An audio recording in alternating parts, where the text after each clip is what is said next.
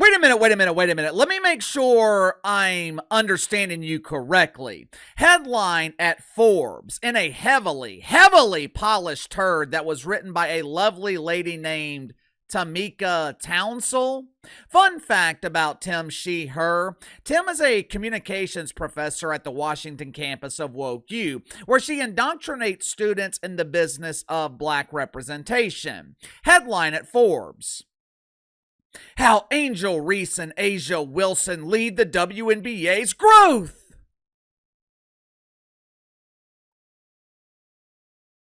What? Excuse me? You expect me to believe that AR and AJ are responsible for elevating the WNBA dump? The same AJ Wilson that's been in the WNBA since 2018 and is still unrecognized at the Wilson family reunions? Hell, the Wilson on Home Improvement, the doofus that always hid his face behind the fence, his face is more recognizable than A'ja Wilson, and no one's ever seen it. And don't even get me started with Angel Reese. 24 hours before this polished turd was published by Forbes, I received some information from a viewer on Twitter. Last summer, the Chicago Bravado proudly announced plans to build a state-of-the-art practice facility. As you guys know, due to severe financial constraints, or as normal people would call it, being broke, WNBA teams usually practice at the local YMCA, where they share half the court with prepubescent boys who provide inspiration to WNBA players with their ability to make free throws. If the local LGBT is booked for the day, practices are often moved to the driveway of unsuspecting neighbors who aren't home because they're working. Since the Chicago Bravado were having a difficult time finding a consistent place to practice, and if you've ever seen the Chicago Bravado play pretend basketball, it is painfully obvious that practice isn't something that they do on a regular basis. But since they were having difficulties finding places to practice, the Bravado decided that they would build a state-of-the-art practice facility. But there was just one problem, one tiny problem. The Chicago Bravado, they did not have the money to build the facility, but that's okay. That's okay. Since the WNBA is used to receiving sympathy money, since the WNBA believes they're entitled to money they haven't earned, they figured they could just go down to the sympathy bank and ask for a loan. Now, keep in mind, the only way for a bank to stay in business is to loan money. Banks want to give you their money while charging exorbitant interest rates. When the mafia was doing this, the feds called it loan sharking, but when the banks are doing it, it's called credit. The Chicago Bravado, they presented their case to the bank asking for $38 million for their state-of-the-art facility. Please give us this sympathy money. We have Angel Reese. She's a huge star. Dozens of people bought tickets last year to witness her mythical streak of double-doubles. We promise to pay you back within the next 200 or 300 years. I know $38 million sounds like a lot of money, but there are dozens of players in the NBA making more money than that in a single season. A $38 million loan for a professional sports team, that should be approved without hesitation. And that's what the WNBA is, right? The WNBA is professional basketball, right? That's what the mainstream media tells us. But for some reason, the banks in Chicago, they just didn't quite see it that way. According to documentation from the village of Bedford Park, the Chicago Bravado, they were having trouble finding a bank that was willing to loan them money. Translation: their loan request was denied, rejected. So they went to the city council in Bedford Park, begging them to front the money for the facility. Not only did they want the taxpayers to front the money, they also wanted the loan to be interest-free. 24 hours later, Forbes publishes an article trying to convince us that Angel Reese is responsible for the WNBA's growth. The same Angel Reese who can't sell out games. The same Angel Reese who couldn't draw flies to a fresh turd in Unrivaled. And the same Angel Reese that banks had absolutely no faith in to generate enough revenue to pay back a $38 million loan. Make sure to like and subscribe. You can follow me on Twitter at KC_BTL84. Link to the second channel is in the description below. Later today on the second channel, I'm going to be talking about Derek Carr potentially being out for the season. I'll give you my thoughts on Donnie's career ending in New Orleans and the possibility that the Saints are going to draft Shedeur Sanders. So if you haven't already, click the link in the description below, subscribe to the second channel. The premise of this article from Forbes, it was trying to convince us that Caitlyn Clark was not the only one responsible for elevating the WNBA dump. Matter of fact, Forbes tries to convince us that Angel Reese is more popular than Caitlyn Clark and Paige Bueckers combined. What evidence was provided for this flawed and obviously false theory? Angel Reese has more Instagram followers.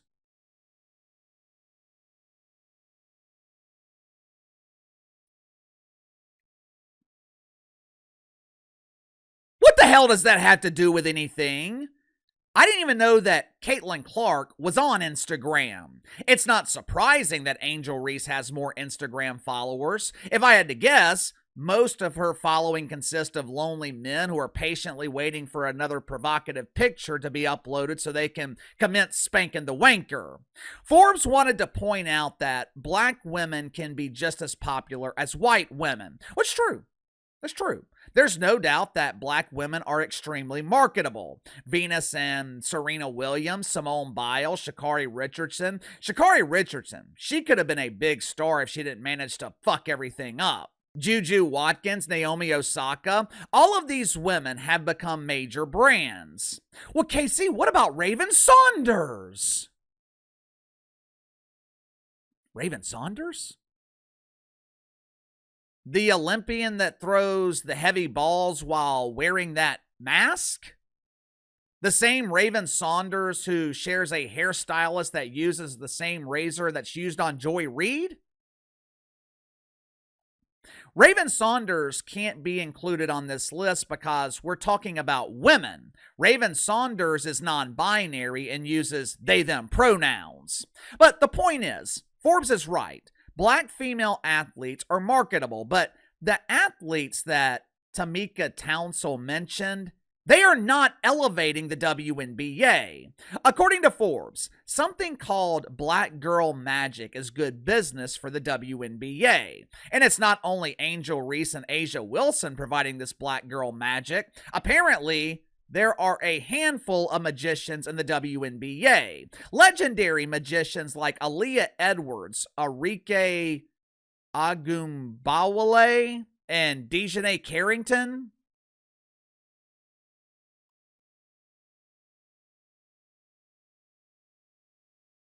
Who, and who? You expect me to believe that Aaliyah Edwards is elevating the dump? The only reason DJ Carrington was briefly famous is because of her altercations last year with Caitlyn Clark.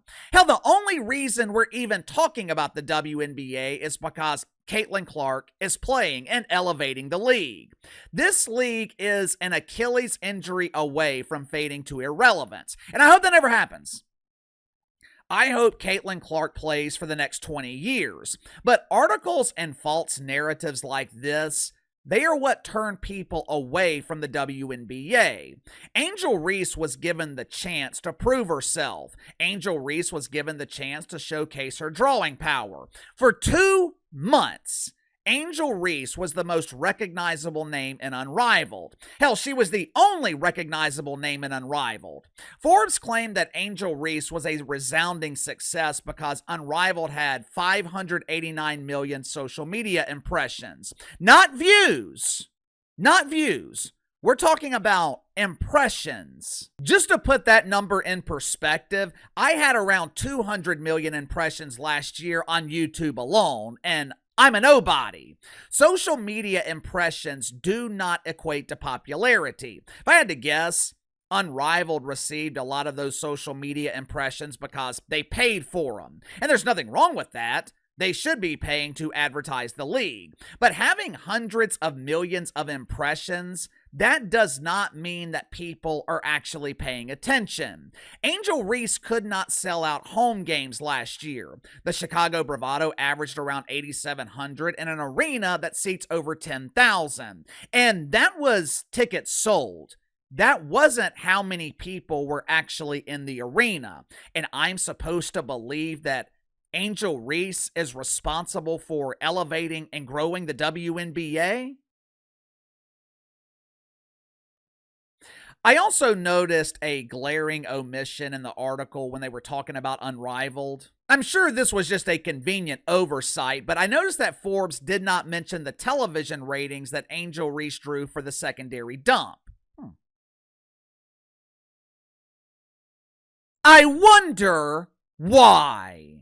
Since Caitlyn Clark got her shoe deal last spring and Nike, I guess, felt compelled to give a similar deal to A'ja Wilson, the media has tried to convince us that A'ja Wilson is a draw. Now, to her credit, A'ja Wilson is a phenomenal basketball player, a real basketball player.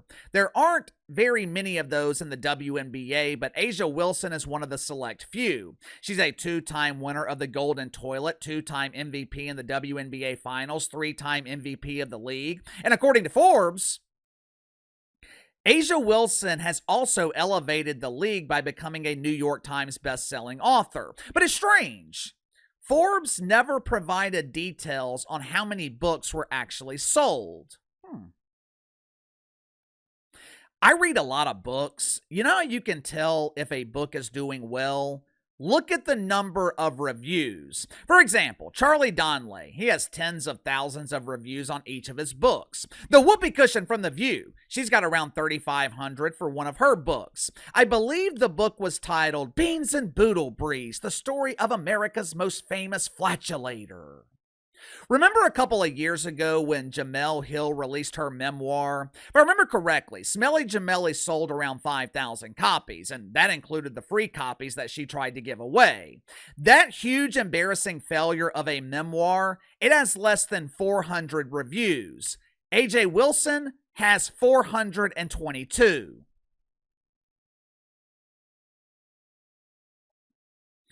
This is one of the main problems in the WNBA. No one is saying that Angel Reese can't be a draw. No one is saying that A'ja Wilson can't be a draw. But you can't force it. You have to allow it to build organically. Because if you don't, if you continue forcing it on people, it's going to backfire. Just like it backfired last season. The media can lie. They can pretend that all of these other players are responsible for elevating the league, but no one believes it. And you're not doing the WNBA any favors by diminishing the only star in the league. But give me your thoughts on this. The Chicago Bravado can't secure a loan to build a practice facility. Yet for some reason, we are supposed to believe that Angel Reese is elevating the WNBA. Angel Reese can't even elevate her own team. Why were the Bravado rejected for a loan? And why does the mainstream media continue to diminish Caitlyn Clark? Let me know. Sound off in the comments below. I'll see you guys later.